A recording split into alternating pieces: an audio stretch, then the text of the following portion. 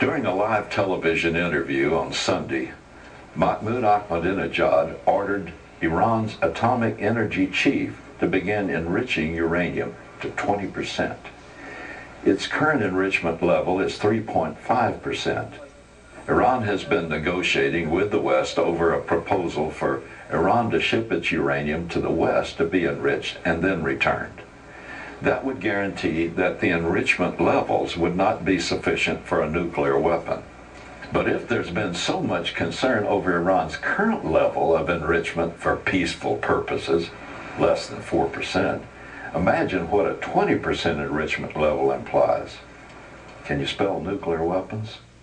Ahmadinejad also reiterated Iran's intention to build 10 new enrichment facilities. All of this appears to be a deliberate slap in the face for the West. It appears that Iran isn't about to unclench its fist. To a fundamental Muslim, offers of friendship and failure to act when ultimatums are ignored is a sign of weakness and only engenders more aggressive actions. According to Israel Today, on the same day that Iran announced it would begin enriching its uranium stockpile, Iranian Supreme Leader Ayatollah Khamenei declared that not even the might of the West can save Israel now. Iranian media said that he told the head of the Palestinian Islamic Jihad movement that Israel's destruction is imminent according to the will of Allah. Khamenei also said that the support of America and certain European nations could do nothing to thwart the Jewish state's downfall. I believe that American and Western displays of weakness with Iran have resulted in another enormous escalation in Iran's threat to Israel. According to Depka File, Syria received 100 new medium-range missiles from Iran. These have the range to hit any target in Israel with devastating warheads. Depka File also reported that Syria has secretly transferred the mobile surface-to-surface Fateh 110 missile to Hezbollah in Lebanon. This is a very dangerous liquid-fueled mobile missile that can quickly be fired and launcher returned immediately to its underground base.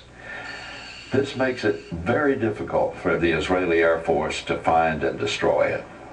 It has a range of 250 kilometers, or roughly 156 miles.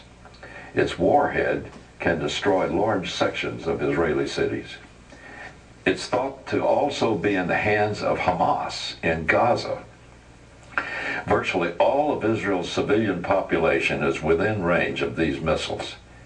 And then there's the problem of mutual defense pact recently assigned between Iran, Syria, Hezbollah, and Hamas.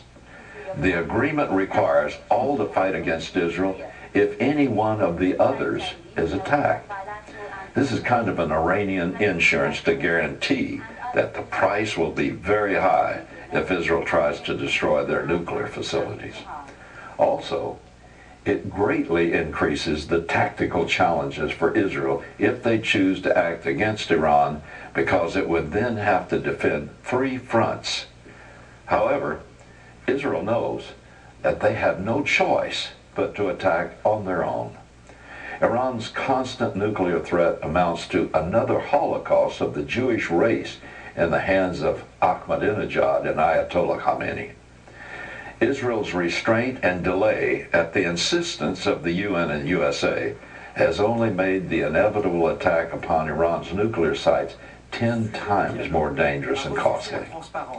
It should have been clear that the Western powers did not have the will or the courage to stop Iran. And now, there's another great threat to Israel's Air Force. Iran may soon be able to repel an Israeli air raid thanks to an expected delivery of advanced Russian-made anti-aircraft missile batteries. Last week, Iranian and Russian officials confirmed that Moscow, despite Israeli objections, will honor its contract to deliver the S-300 missile systems to the Islamic Republic very soon. So the window of opportunity is rapidly closing for Israel to take out Iran's nuclear facilities. You know, as I watch all this develop, I see that the terrifying prophecy of Isaiah chapter 17, verse 1, could be fulfilled in this round of fighting. Israel has already warned Syria that if Hezbollah, Hamas, or Syria launches the Fateh 110 missiles on Israeli civilian populations, they will respond with overwhelming force. So if they hit Tel Aviv and kill tens of thousands of Israelis, say goodbye to Damascus, just as Isaiah predicted would happen in the last days before the Messiah comes.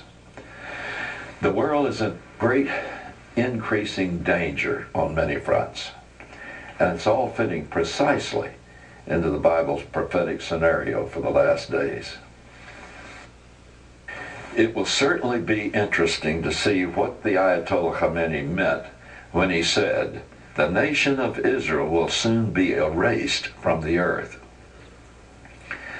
Closing time for this age, I believe, is very near. I'll be back after this important message.